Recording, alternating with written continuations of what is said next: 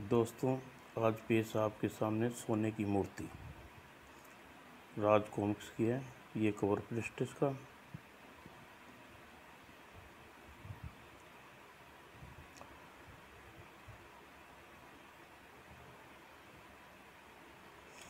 जादूगर त्रिकाल अपने मायावी शक्तियों का स्वामी था। एक ऐसा शैतान तांत्रिक था जिसकी सेवा में भूत प्रेत पिशाच चुड़ैल चुड़ैल गुलामों की भांति हाथ बांधे खड़ी रहती थी। लेकिन वह जादूगर त्रिकाल के रूप में मनुष्यों के बीच रहता था। वह जिस भी इलाके में प्रकट होता था, उस इलाके में व्यक्ति उसके अपनी जो मनोकामना लेकर जाता, उसकी मायावी शक्ति द्वारा जादूगर निकल त्रिकाल पलक झपकते ही वह मनोकामना पूर्ण कर देता। लेकिन यह सब अपनी खास जरूरत पूरी करने के लिए करता था, जिसमें सबसे प्रमुख जरूरत थी बिल्कुल स्वस्थ किशोर युवा मनुष्यों को अपने देवता को नरबलि चढ़ाने के लिए। और उस समय भी वह गुप्त गुफा में अपने देवता को नरबलि चढ़ाने के लिए अपने वास्तविक रूप उपस्थित था। हे महान शक्तिदाता, महामाया भुजंगबली, मानव रक्त तेरी प्यास बुझाने के लिए नरमुंड ने आहार देने के लिए तेरा यह भक्त त्रिकाल तेरे सामने उपस्थित है। और महामाया, तूने मुझे वचन दिया था 5 वर्ष में प्रत्येक अमावस को यदि लगातार मुझे नरबलि देता रहा तो तू मुझे पाताल लोक की देवी भैरवी के स्वर्ण प्रतिमा लाकर रखने वाले मनुष्य की पहचान बताएगा। आज मैं 5वां वर्ष पूरा हो गए हैं, इसलिए आज मैं 3 बलि दूंगा। और शैतान त्रिमुंड विविध पूजा का अनुष्ठान करने लगा। तभी जल्लादों ने बलपुर स्वास्थ्य युग को बांध कर पहुंचा दिया। लो माया स्वीकार कर अपने भक्त त्रिकाल के सम्मानित है आहार। और त्रिकाल ने एक ही प्रहार में तीनों के सिर काटकर महामाया की बजरंगबली की मूर्ति के मुख में चले गए। और फिर युवकों की गर्दनें रक्त की धाराएं मूर्ति के खुले मुंह में गिरने लगी। ओदरी त्रिकाल खुशी से चमकाने लगा और अपने हाथ ऊपर कर मूर्ति की फैला दिए। अचानक ही ओदरी के हाथों में एक मानव खोपड़ी प्रकट हो गई और उसी क्षण मूर्ति के मुख से गूंज उठी आवाज। यह मायावी खोपड़ी शैतान पाताल लोक की विष्णु देवी की भैवी की स्वर्ण प्रतिमा को प्राप्त करने में साबित तेरी हर संभव सहायता करेगी। वह सचमुच बहुत दयालु है महामाया। और जब त्रिकाल इतना खुश मना रहा तो उसे सारे ब्रह्मांड की दौलत मिल गई। हा हा हा, अब मैं त्रिकाल अपने काल में सबसे अपनी मुट्ठी में कर लेगा। हा हा हा। यह बात खोपड़ी संसार में कौन सा सुरमा है जो पाताल लोक देवी की स्वर्ण मूर्ति ला सकता है। अगले क्षण उस मूर्ति की खोपड़ी की आंखों की किरण निकली और दीवार पर चित्र बनने लगा। यह दृश्य देखकर साथ ही खोपड़ी ने आवाज निकली, सीधे नूरपुर गांव में स्थित इस मकान में ध्यानपूर्वक देख ले, क्योंकि यह मनुष्य इसी मकान में रहता है जिसकी जरूरत तुझे है। फिर प्रकट हुआ उसी मकान का दृश्य। अब यह मनुष्य की उम्र 18 वर्ष है, नाम विक्रम है और उसके मस्तक की रेखाएं में सूर्य व चंद्र बना हुआ है। और पाताल लोक वासिन देवी की भैवी प्रतिमा लाने वाले मनुष्य जो बल बुद्धि साहस पराक्रम होना आवश्यक है, वह इस लड़के में मौजूद है। तभी त्रिकाल ने नवयुग को आवाज दी, माँ, कल मैं राजमहल मिलने दरबार जा रहा हूँ। तू बता, तेरा मन क्या कहता है? क्या महाराज अपनी सेना में भर्ती कर लेंगे? मेरा मन तो कहता है कि वह सिवाय अपने भगवान के किसी को नहीं बताती। और तू हाथ मुंह धोकर खाना खा ले। जब यह सोचना तुम्हारा काम है कि जादूगर के न्यू कारी को कैसे तैयार करोगे, जो सोच लिया। और मेरे चेलों फौरन नूरपुर गांव में पहुंचकर ऐसा चक्कर चलाना कि वह छोकरा कल दरबार में नहीं मेरे बताए मार्ग पर रवाना हो। जाओ मायावी खोपड़ी, अब जब याद करूं तब आना। अगले क्षण वह खोपड़ी गायब हो गई और फिर गुफा के बाहर निकला। उसे देखते ही देखते दर्जनों लोग काले कुत्ते के इर्द गिर्द इकट्ठा होने लगे। काले यमदूतों, सावधान रहना, जैसे ही कोई खतरा सूंघो चट्टान पर चढ़कर भौंकने लगना। तुम्हारी मदद के लिए फौरन भूत प्रातों की पिशाचों की फौज प्रकट हो जाएगी। आधे सुनते ही कुत्ते गुफा की रखवाली के लिए इधर उधर बिखर गए। जय महाकाल, हमारे रूप बदल, हमें यहाँ से दूर ले चल। और अगले ही क्षण गुफा से दूर जंगल में शैतान ओदरी जादूगर त्रिकाल के रूप में उसके जल्लाद सन्यासी चेले बनकर प्रकट हुए। जादूगर त्रिकाल ने पुनः एक बार हाथ उठाए। जय महामाया, हमें सिंह देश के नगपुर ले चल। और ये पलक झपकते ही नरकपुक गांव में सीमा पर प्रकट हुआ। गुरुदेव आप यहीं रुकिए, वह मकान हम अकेले ढूंढ लेंगे। किसी बहाने से विक्रम के नाम के छोकरे को यहीं बुला लाएंगे। तुम मूर्ख हो क्या, उसे ढूंढने जाओगे? वह यहीं आएगा। एक बार नहीं, जितनी बार हम उसे बुलाएंगे उतनी बार आएगा वह। और अपना सामान जमा कर जादूगर त्रिकाल अपनी बांसुरी का मधुर मोहिनी सुर वातावरण में बिखेरने लगा। और बांसुरी की आवाज़ सुनकर गांव वाले के कानों खड़े हो गए। अरे यह तो जादूगर त्रिकाल की बांसुरी की आवाज़। हाँ, बांसुरी इतनी मधुर, भला और कौन बजा सकता है। और सिद्धि गांव के लोग बदल मच गए। जादूगर त्रिकाल आया है। सुनने में आया है कि त्रिकाल हमारे गांव के बाहर बांसुरी बजा रहा है। जादूगर त्रिकाल, अगर उसे आशीर्वाद मिल जाए तो मैं दरबार में मेरा कामना पूर्ण हो जाएगी। और देखते ही देखते पूरा गांव जादूगर त्रिकाल के जमा होने लगा। जादूगर त्रिकाल जय जय। बस शांत हो जाओ, शांत हो जाओ। तुम्हारी जय जयकार नहीं, बल्कि तुम्हारे हृदय का प्रेम चाहिए। जो जादूगर त्रिकाल की आवाज़ न जाने कैसा विचित्र संबोधन था कि एकाएक शांत हो गए।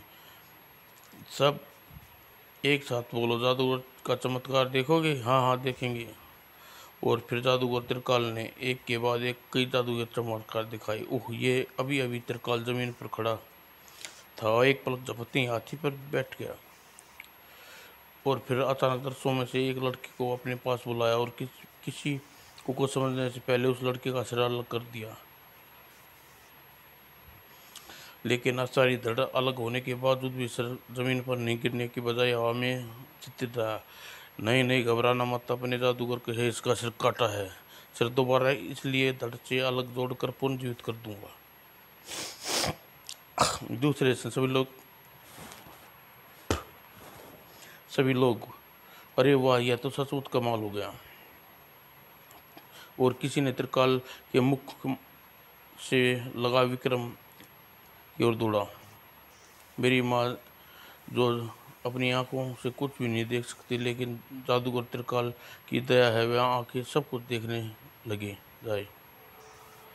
लेकिन जादूगर त्रिकाल के शिष्य पहले ही विक्रम के घर पहुंच गए थे। अरे यह कौन मकान में है? यहाँ दी और मायावी खोपड़ी दिखाई थी। अचानक शिष्य ने अपना सिर पर हाथ रखा और अगले ही पल एक विशाल काला नाग बन गया और फिर उसने दाखिल हो गया और रस्सी बांट रही विक्रम की माँ को डस लिया। अरे यह तो सांप ने डस लिया बेटा विक्रम, आहा। और विक्रम कुछ देर बाद विक्रम घर लौटा तो उसने अपनी माँ को जहरीली नाग से मृत मिला। माँ, नहीं, मेरी माँ के सिवा मेरा दुनिया में कोई नहीं है। माँ, तू मुझे अकेला छोड़कर नहीं जा सकती। मैं यमराज से भी छीन लाऊंगा, मैं जीवित करूंगा माँ। और फिर लोगों की आसपास छोड़कर वह घर से निकला। मैं जादूगर त्रिकाल से अपने साथ लेकर आऊँगा, कटे हुए सिर को जोड़ देता है। मैं उससे विनती करूँगा, उससे उसके पैर पकड़ लूँगा। जादूगर मेरी माँ को जीवित कर दे, बदले में चाहे मेरी जान ले ले। और विक्रम सिंह जादूगर त्रिकाल के पैरों में पड़ा। अरे महान जादूगर, आप लोगों की यह कहना है कि संसार के हर प्राणी तुझे प्यार से मेरी माँ का जीवित कर दे। मैं उसे सांप ने डस लिया। ओह, यह तो बहुत बुरा हुआ। मेरे बच्चे विक्रम, तुम मेरा नाम कैसे जानते जादूगर? मैं सबके बारे में सब कुछ जानता हूँ मेरे बच्चे, तुम्हारा भविष्य भी जानता हूँ। मेरी माँ का जीवन दो जादूगर, आप अपने महान जादूगर से दे सकते हो। नहीं मेरे बच्चे, मैं किसी मृत आदमी को जीवित नहीं कर सकता। लेकिन झूठ बोल रहे हो जादूगर। लेकिन मैंने तुम्हें अपनी आंखों से देखा, तुमने तलवार से लड़के का सिर काट कर जादू दोबारा जोड़कर पुनर्जीवित कर दिया था। बच्चे, वह मेरी समोन्नी विद्या थी।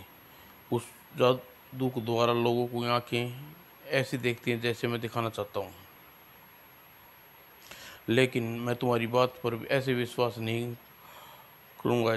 तुम्हें एक नमूना दिखाता हूँ। त्रिकाल कहकर जादूगर त्रिकाल ने विक्रम की आंखों के सामने हाथ घुमाया। उधर देखो, वह विक्रम तुम्हारी माँ। विक्रम लाल, बुरी तरह मुझे बचा ले। अरे उसी क्षण विक्रम की पिछली बात भूलकर अपनी माँ के शेर के जबड़े में दौड़ पड़ा। और जैसे ही वह विक्रम अपनी माँ की रक्षा के लिए आगे बढ़ा, अरे कहाँ गया शेर, मेरी माँ। देखो मेरे बच्चे, तुम अच्छी तरह मालूम था तुम्हारी माँ तुम्हारे घर में मरी पड़ी है, लेकिन तुम यहाँ मेरे सम्मान के प्रभाव से उस शेर के जबड़े में फंसा देखा। ओह सच, इसका मतलब है तुम्हारी माँ जीवित नहीं है। तो ठीक है, यह काम मैं खुद करूँगा। उस बारे में तुम मेरे कोई मार्गदर्शन कर सकते हो? क्यों नहीं मेरे बच्चे, मैं तुम्हें बता सकता हूँ तुम अपनी माँ को कैसे पुनर्जीवित कर सकते हो। यह सुनते ही विक्रम के रग रग में अपार हर्ष उत्साह बिजली कर उठती थी। वाह जादूगर वाह, तो तुम सचमुच से मेरी माँ को जीवित करने के लिए मुझे अपने प्राणों की बाजी भी लगानी पड़ी तो मैं संघर्ष लगा दूंगा। और जादू त्रिकाल विक्रम को भीड़ से अलग ले गया। हाँ, इसके लिए तुम्हें अपने प्राणों की बाजी तो लगानी ही होगी विक्रम। तुम्हारी माँ को जीवित करने के वाली शक्ति पृथ्वी पर नहीं बल्कि पाताल लोक में है। पाताल लोक में देवी भैरवी के पास एक स्वर्ण प्रतिमा लानी है, जो किसी भी अकाल मृत्यु करने वाली प्राणी की मृत शरीर को प्राण फूंक सकती है। और सांप द्वारा डसे जाना भी अकाल मृत्यु माना जाएगा। अपनी माँ को पुनः भय की शक्ति द्वारा पुनर्जीवित कर सकते हो। जादूगर की बात विक्रम सोच में पड़ गया। पाताल भय की स्वर्ण प्रतिमा। पाताल लोक में अनेक कहानियाँ सुनी है पढ़ी हैं, लेकिन मैंने कभी सच नहीं माना। मैं उसे कल्पना समझता रहा। लेकिन मैं यह सच है कि जानकर भला मुझे से ऐसे झूठ क्यों बोलेंगे?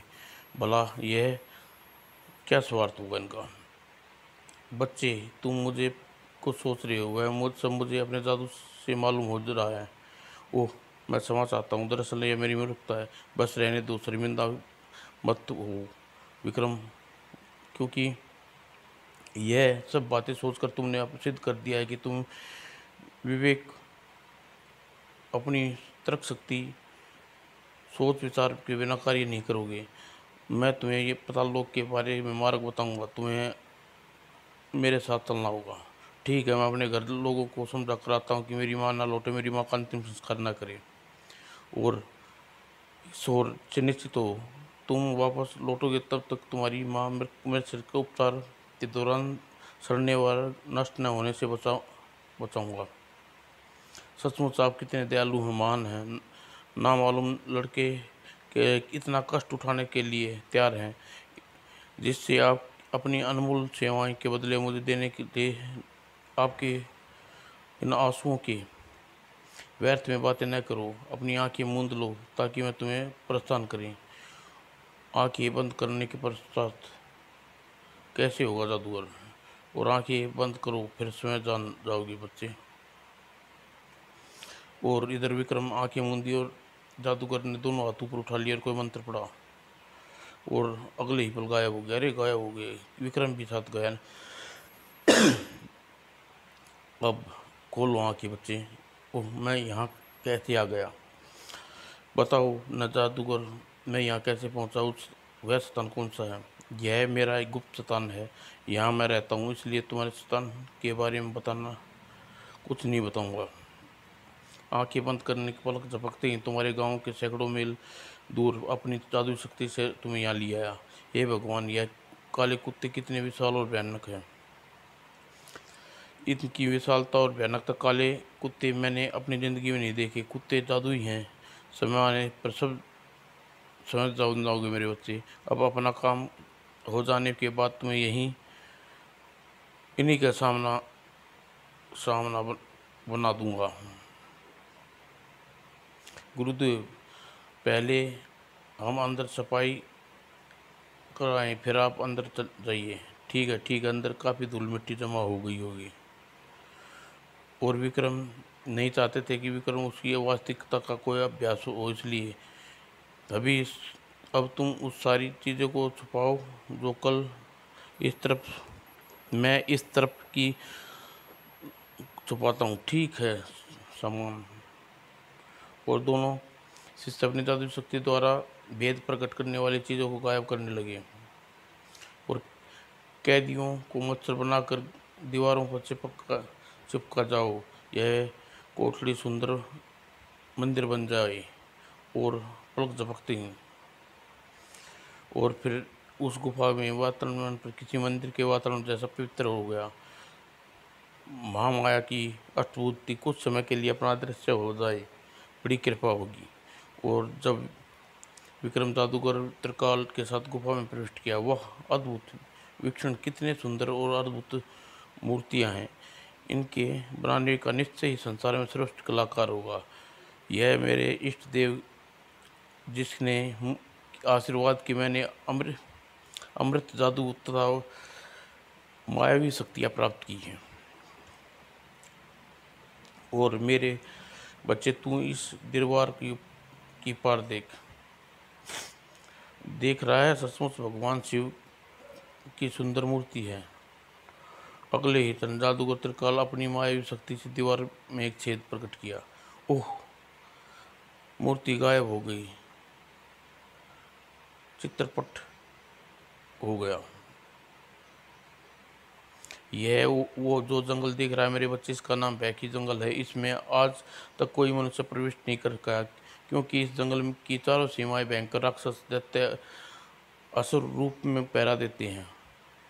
जंगल की सीमा में पहुंचने के प्रत्येक प्राणी पलक झपकते ही मार कर खा जाते हैं। इसी प्रकार जंगल के अंदर अनगिनत अनगिनत मायावी राक्षस रहते हैं। और अब मानव खोपड़ी उस पर्वत को दिखा जिसमें मुंह पर नाक व कान पतालोक प्रवेश द्वार है, लेकिन बाईं आंख वाले गुफा द्वार के अतिरिक्त किसी और अन्य मार्ग में प्रवेश होने वाला कोई प्राणी, न चाहे कितनी मायावी शक्ति का स्वामी हो, जीवित नहीं बच सकता।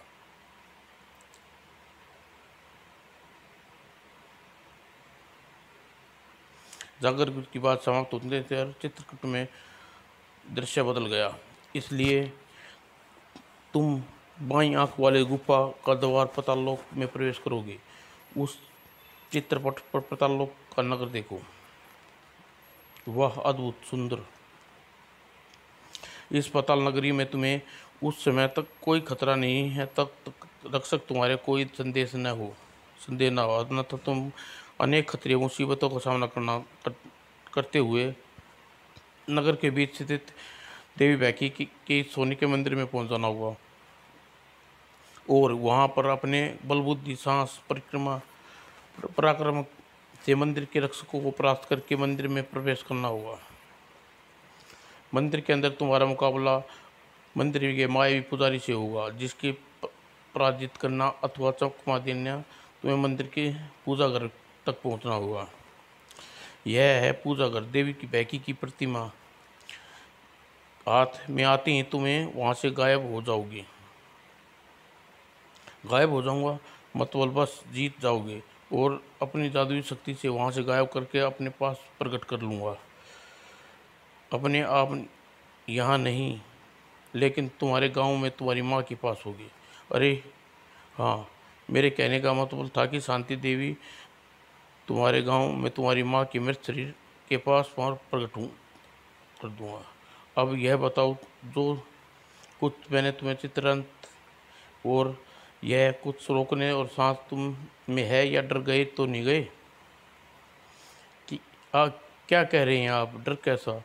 माँ ने मुझे जन्म दिया है, माँ के जीवित करने के लिए अगर मुझे जीवन का त्याग करना पड़ा तो हंसते हंसते त्याग दूंगा। वाह, तुम जैसे पुत्र पर मुझे गर्व है। अब मैं तुम्हें अपनी शक्तियों से दूंगा, जो वह अभिमान में बहुत तुम्हें मदद करेगी।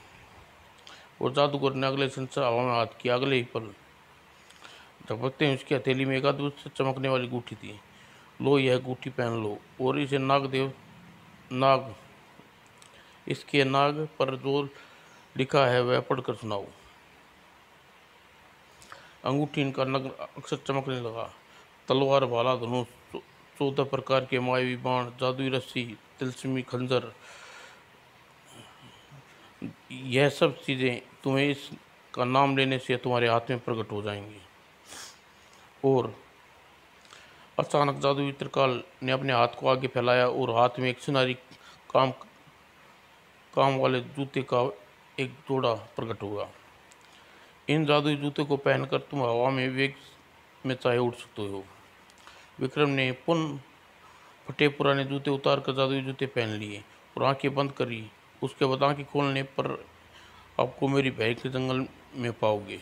विक्रम ने झट से आंखें बंद कर ली और क्षण भर में ही जादूगर त्रिकाल की आवाज़ बहुत दूर आती महसूस हुई। ओह, तो मैं पर पहुंच गया राक्षसों की भरी नगरी में। आंखें खोल लो विक्रम। और अरे, यह क्या? उस फटे पुराने वस्त्रों की जगह इतने सुंदर पोशाक कैसे आ गई? यह अच्छा किया जादूगर ने, वरना फटे पुराने वस्त्रों से सिद्ध ही उसे पचाल नगरी के रक्षकों की निगाह में आ जाता। मन ही मन खुश हो गया विक्रम। अपनी ओर बढ़ता आ रही मौत से बिल्कुल बेखबर था। तभी विशाल अजगर उसे अपना पूरा शरीर गिरा दिया। ओह, यह क्या मुसीबत पकड़ी! अरे बाप रे, गर्दन तोड़ने से ज़्यादा देर नहीं लगी। अरे, मैं भी मूर्ख हूँ, जादुई महाराज की दी हुई जादुई अंगूठी भूल गया। चल, मुझे तलवार चाहिए। अगले ही पल वाह, मज़ा आ गया दानव रूपी अजगर को। और खचाक, उफ, जान बची। अगर कुछ क्षण में जादुई अंगूठी को भुला देता तो इसी अजगर मुझे निगल लिया होता। अब विक्रम मानव खोपड़ी की पर्वत पर तलाश के लिए इधर उधर घूमने लगा। वह पाताल गुफा मुझे द्वार वाला विराट पर्वत। विक्रम ने उस मानव खोपड़ी को पर्वत की ओर बढ़ गया। अचानक दलदल, ओह, जिसका ऊपर उठने का उतना ही नीचे धंस जाता हूँ। और दत्त, मैं तो यानी अंगूठी को भूल ही गया। जादुई रस्सी, तलवार, रानी गायब हो जाओ, रस्सी देवी पर बिना विलंब प्रकट हो। और अगले क्षण वाह, सचमुच बिना विलंब प्रकट हो गई। रस्सी देवी बिना विलंब वृक्ष पर मजबूती की डाल में अपना फंदा कसो। और अगले ही पल विक्रम के हाथ से थमी रस्सी उसका सिरा और उठता चला गया। इस जादुई चीज़ की चमत्कार का अक्सर किताबों में पढ़ना जरूर था, लेकिन कभी कल्पना नहीं की थी कि मैं ऐसी अनूठी चीज़ का प्रयोग खुद भी करूँगा। रस्सी का फंदा बनाकर वह फंदा खुद ब खुद वृक्ष की लंबी डाली पर फंस गया और बिना किसी दलदल से बाहर। क्या मुश्किल काम था भी, लेकिन उस बेचारे को क्या खबर थी कि नई मुसीबत उसकी इकलौती आँख उस पर देख रही है। रस्सी रस्सी तुम्हारी जरूरत के बाद में पड़ सकती है, इसलिए यही मत लटकी रहना, यानी गायब हो जाओ फौरन। उधर जैसे ही रस्सी गायब हुई, वैसे ही झाड़ियों में इकलौती आँख वाली भयंकर राक्षस की जोर की सांस खींची। ओह, एक आग कितनी तेज आंधी कैसे चल गई, मुझे उड़ा कर ले जा रही है। फिर जैसे ही उसकी सांस खींचते हुए भयानक राक्षस पड़ी। ये भगवान, यह तो आंधी आंधी चल रही है, नहीं बल्कि राक्षस खींच रहा है, मुझे हवा में उड़ाते हुए मुंह की तरफ ले जा रहा है। ओह, शायद मैं उड़ मैं जा सकता हूँ। जादुई जूते इस भयानक राक्षस से विपरीत दिशा में उड़ाऊँ। और अगले ही क्षण द्वारा खींची गई सोपानी सांस से चीरता हुआ विक्रम विपरीत दिशा में उड़ने लगा। तूफान अपने शिकार को अपने हाथ से दूर जाता देख राक्षस के ने एक हाथ उठा लिया। हे मनुष्य, नहीं, जा नहीं पाएगा। वो आश्चर्य तेजी से लंबा होता चलेगा। हे, तू मेरा आहार है, कभी नहीं छोड़ता। तभी विक्रम सिंह पीछे मुड़कर देखा कि राक्षस का हाथ बुरी तरह बुखला गया। हे भगवान, यह क्या चमत्कारी दिख रहा है। यह राक्षस का हाथ मुझे लंबा होता न जाता है। मेरी जादुई जूतों, अपनी पूरी शक्ति से उड़ो। लेकिन उसी समय हवा का हाथ विक्रम से एक ऊंचा वृक्ष के बराबर उठा। हा हा हा, मेरा आहार मनुष्य। बाप रे चुड़ैल या राक्षस नहीं, मैं न चुड़ैल हूँ न राक्षसनी हूँ, हिम्बा देवी हूँ। हा हा। तभी एक काले लाल राक्षस के सिर अलग हो गया और तीव्र वेग से उड़ता हुआ दानव के पास पहुंचने चुकी उस हाथ कलाई प्रचित फिर अचानक आवाज में गिरा। छोड़ दो हिम्बा, यह मेरा आहार है। ही तेरा आहार? यह शिकार मैंने पकड़ा है, इसलिए मेरा आहार हुआ। हा हा। ओह नहीं, यह तो साबित ही नहीं निकलने जा रही हूँ मुझे। ये जादुई अंगूठियों, धनुष और समूहित बाण चाहिए। और इधर विक्रम के हाथ में धनुष बाण प्रकट हुआ, उधर राक्षस दानवी के शिकार पर मुंह पर ले जाते देख गुस्से में आग बोला। दानव को जबड़े पर मुक्का मारा। धड़ुम। बिना हिम्बा ने मनुष्य के आहार मेरे हवाले कर, वरना तेरे मार कर खा जाऊंगा। वाह वाह, अब आएगा मजा। उधर विक्रम धनुष पर मायावी समोहन शक्ति वाला वर्ती चढ़ा दिया। लेकिन असली मजा तब आएगा जब तुम दोनों मेरे तीर के समोहन में होगी। और राक्षस के घूसे के पराह से तिलस्मी हिम्बा अपनी भयानक ढंग से चिंगाड़ उठी। नीचे, अरे नीचे, तूने तूने मुझ पर प्रहार करके अपनी मृत्यु को कर ली है। अपनी सहेली को बुलाती हूँ तो बोला अपने मित्र को बुला लूँगा, लेकिन यह अच्छा नहीं होगा। हमारे आपसी युद्ध से यह पूरा जंगल नष्ट हो जाएगा और देवी बहकी हम सबको कठोर दंड देगी। इसलिए अच्छा यही होगा तू मेरा शिकार मेरे हवाले कर दे। नहीं, अब मुझे मुक्त आहार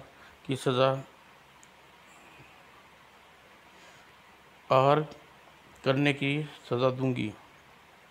और दूसरे क्षण बाण की आवाज़ से बहकी थरा उठी। बहकी जंगल में दानववासी पर अपनी सखी हिम्बा का अपमान का बदला लेने के लिए यहाँ आ पहुँच जाओ। अगली पल बहकी दानवों का भयंकर चीखता थरा उठा। इसी बीच राक्षस का भीषण गणना की। राक्षसों, इकलौती आंख वाले राक्षस के साथी मदद के लिए आ जाओ।